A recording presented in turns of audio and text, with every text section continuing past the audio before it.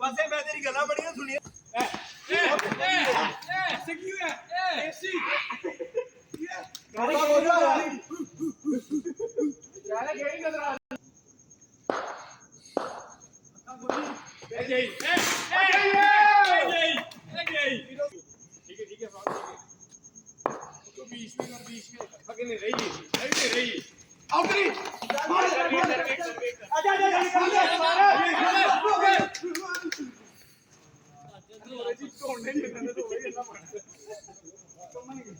कोई गल नहीं यार कोई बात नहीं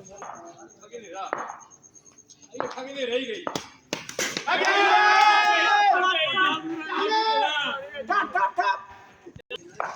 कभी और कर करावे चलो चलो चलो गखी नहीं रह गई